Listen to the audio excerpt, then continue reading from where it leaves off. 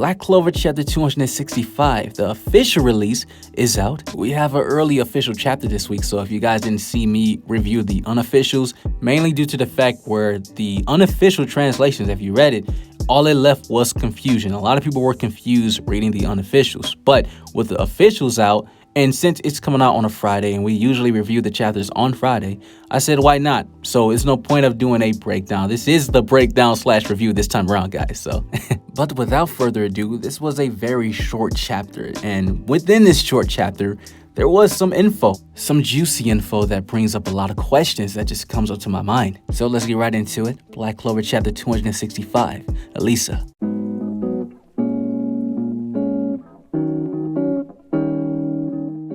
So, this chapter begins with Noelle waking up in front of Patry, Vetso, Raya, and Elfana. She then starts to remember that these were the elves that were part of the Item and Ice Sun, and Patry was their leader. But I do find it a little awkward because Noelle fought Vetso and Elfana. I mean, she used a Sea Dragon's War against Vetso and took his whole arm off, and then she used it against Elfana during the elf arc and destroyed her entire torso. If she didn't have healing magic, that's pretty much attempted murder on both parties. But these are great character developments from the elves because think about it. These are elves helping a royal. At one point, Raya didn't even want to get healed by Mimosa because she was a royal. So the elves, they definitely completely changed. With everyone else waking up now, Noelle asks where are they, and they wake up in this beautiful village within the Heart Kingdom, and Patry tells her that this is the place called Elisa. It's a secluded area located in a strong magic region deep within the Heart Kingdom. And Noelle noticed that this place is filled with so much intense concentrated mana. So this place, it looks beautiful just based on the panel. I can't wait to see it animated because the Heart Kingdom, it looks beautiful. So this village in the Heart Kingdom is perfect for the elves because I believe that the elves are more compatible being in that sort of region in the Heart Kingdom in opposed to the Clover Kingdom. I just feel like they are a better fit in that area. And of course, because of the natural mana. We also see that the elven children way back, we see them again here, right behind Patry and the others, and Noelle asks, who are these children? And Patry lets them know that these are the descendants of your Clover Kingdom's royal family and Licht. So pretty much, this is Mimosa's and Noelle's cousins. So when I first seen this, I was like, wait, I'm so confused. Until we seen the next panel. Nero started to remember something. Back in chapter 176, there was a supposed death of Teita, but in this chapter, it showed that she was still alive, and Nero was able to heal her wounds before she died. With her sealing magic, and in her womb, she had twins, so the one that was reincarnated, he passed away, but the other sibling survived. Nero, she said she remembered when she became a bird, when she woke up, time has passed, so she forgot all about Lady Teita. Teita survived during that time, but she didn't know what had happened because 500 years had passed. So she didn't know what happened to Teita at all. So these children are Silvamillions because Teita and Lumiere were Silvamillion. So they are the descendants of both Licht and Teita. And which is crazy because this means that, since these elves, they still look elven. So that means that after 500 years, this means that the other sibling, that the one that passed away, was having babies with another elf out there because there's no reason why after 500 years, the descendants still look elven and you're having babies with humans. They will look more mixed, but these kids look pure elf. They don't look mixed at all, but this starting to put two and two together. This makes sense. You had elves after 500 years that were the descendants of Licht and Teita. So this started to make sense why in that dungeon arc, during the time there was battle in Mars, Asta found one of Licht's swords, a demon dweller's sword, and found the wind spirit. What was Teitia's magic attribute? Wind. What was Licht's? Sword magic. So that means the descendants will have that type of ability, sword and wind magic. They were in the same dungeon.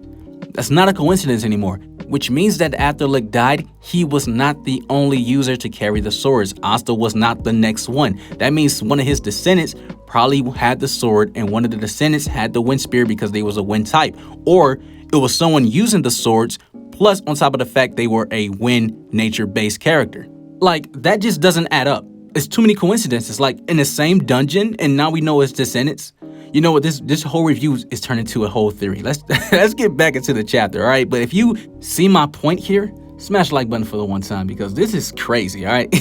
But anyways, Patry then goes on and states that this village is the elves' new village, and once we found it, we knew that this is why we remained in this era. We were able to save you guys because Dryad, the guardian deity of Elisa, sent us a revelation telling us to do so. And one thing we do know is that the elves can get revelations from other deities. We know that the apostle elves, like Patry and Raya, and etc., have that ability to get messages from the other world beings, like gods and stuff. So this opens up a whole door of just more lore, because now this world building that Tabata is giving us in this chapter, making us question who are these deities exactly, but I will say that for a whole different video. Patry then goes on to say that once we got the message, we went in a hurry, but we didn't get there in time.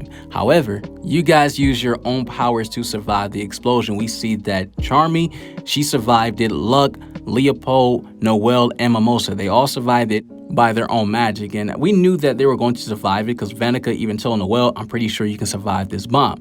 But how big these bombs were, I wanted to see some collateral damage. Not saying that people should have died, but I wanted to see the rubble. I wanted to see some sort of destruction in the Heart Kingdom, but we seen in this chapter they weren't even in that area anymore. That's really the only part of this chapter I didn't like as much, but everything else I dig. Patry then compliments them, saying that you guys managed to survive against a strong enemy like that and didn't get annihilated. You guys grown strong over the past 6 months, but Noelle, she's not feeling that at all. She goes on to say that we couldn't protect her, we couldn't defeat them, we got stronger in the past 6 months, but yet they took Lord Bachika. We don't know how long they're going to allow her to live. We have to get stronger right now. And she grabs Patry and just begs him, please teach us how to get stronger. And of course, Raya with his snarky remarks saying that that's not how you ask people, you royals. A very typical thing for Raya to say. But Patry, he tells Noelle that you guys have gotten this strong in the past 6 months but couldn't defeat them. What makes you think that you can just get that much stronger in this short period of time? And Noelle tells Patry that, it won't be easy, but